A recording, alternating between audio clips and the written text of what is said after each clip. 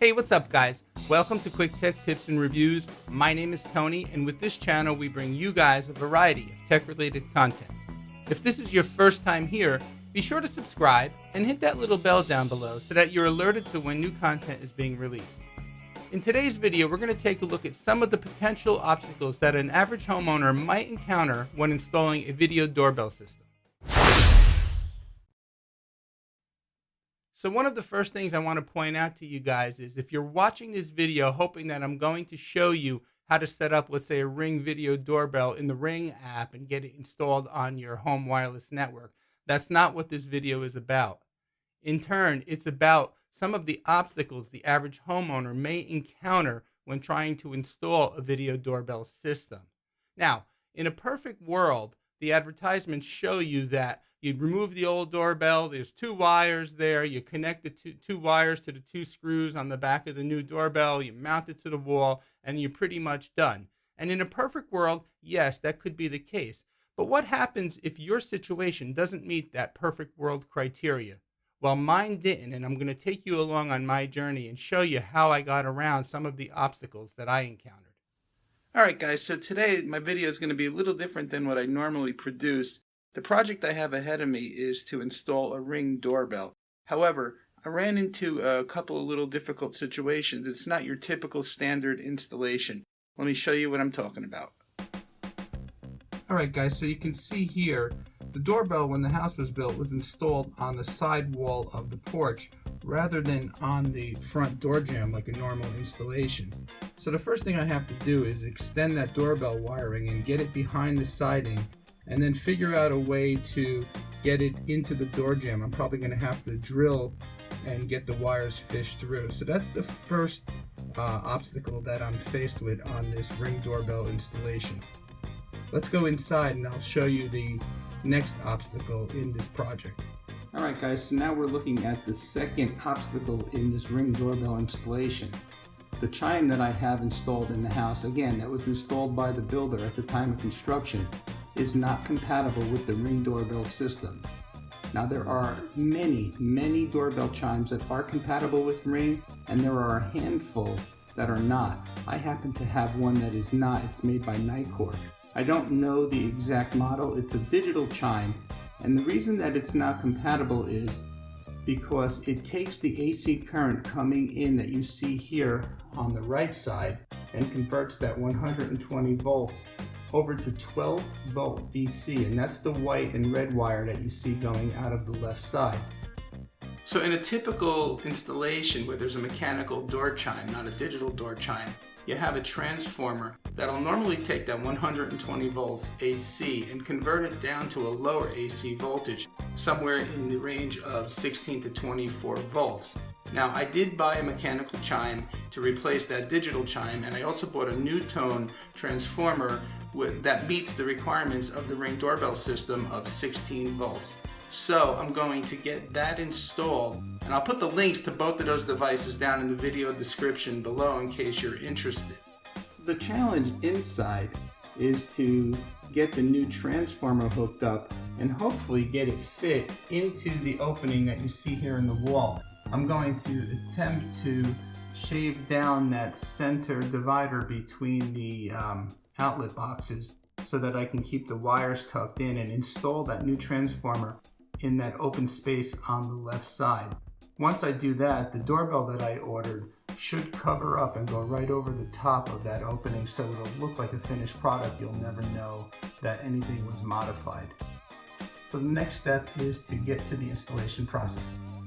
Alright guys, so this turned out to be a little bit more of a project than I anticipated, because originally I was hoping to use the existing box to get the transformer installed. However, that's not going to work by size and as well as probably by code, so I decided to do it from behind. I'm inside the closet now that's below the doorbell chime, and I opened up the back wall of the sheetrock to expose the existing box and wiring. So what I'm going to do is obviously turn off the power and remove all that wiring from that box, and then replace that box. I'm going to physically replace that box with this box right here that I'm going to mount to the stud that you see there, and then I'll reconnect all the wiring, and then the transformer will attach to either the bottom or the side of the box using one of those outlet openings. So anyway, that's the plan. I started the project, as you can see, and I will check back in once I have this part out and the new box in, and I'll just show you exactly, what I did. Alright guys, so here's the look from inside the closet. The old box is out. I have the new box in place, all wired up. The transformer is attached. I have the red wire, one red wire from the transformer going out on the other side of this wall directly, that'll be connected directly to the transformer screw on the mechanical chime. The other red wire is going directly down outside to where the doorbell will be placed, and the white wire is coming back from the doorbell, and that will attach to the front screw on the mechanical chime, completing the circuit. That's about it for now. As far as the wiring inside the new box, that goes beyond the scope of this video. If you're not comfortable with doing that, I suggest you hire a certified electrician. If you do it on your own, make sure you shut off the power. I do feel comfortable enough to do the electrical wiring, so in my case I didn't have to call an electrician, but if you're not comfortable, I do recommend you do. I am not suggesting you do this on your own.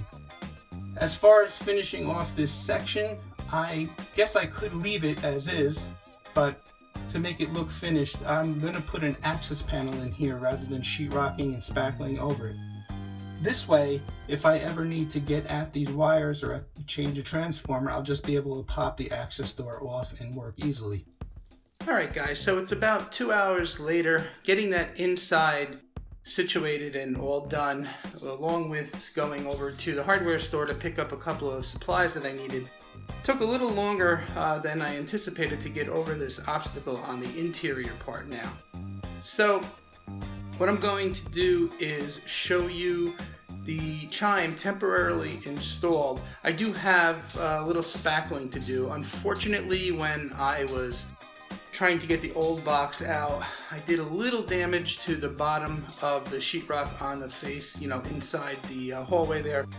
So I'm gonna have to repair that. That's not a big deal. I have touch-up paint. However, I did put the chime up temporarily and connect everything so that I can at least go outside and touch the two wires together and see if the doorbell chimes. So that's what we're gonna do right now. So if you come with me, I'll take you outside. Alright guys, so I'm going to just leave my door cracked a little bit so you can hear the doorbell. And I can't flip the camera around while it's recording, unfortunately, so I'm just going to go ahead and let me see if I can just angle the camera that way. I'm just going to touch the white and the red wire together and we should hear a chime.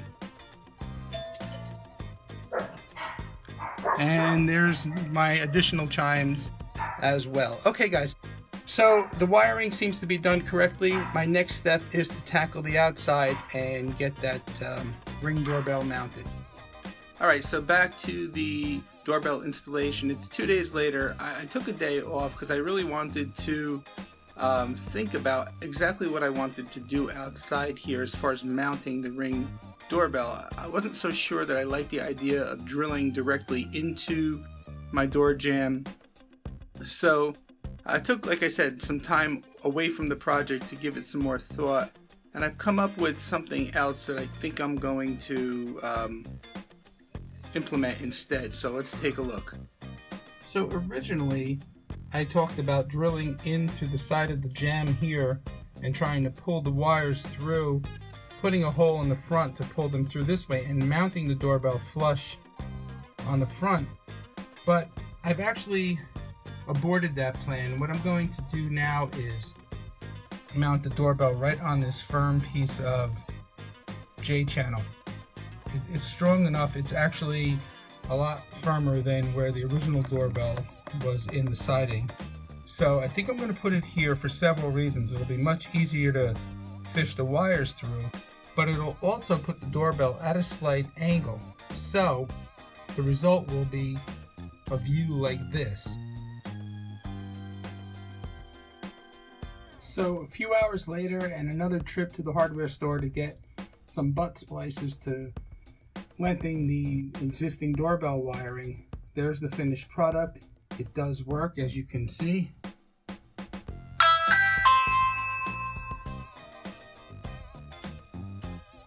The only thing left to do is to replace this piece of siding here where the original doorbell was. I'm hoping I can get a piece from my builder.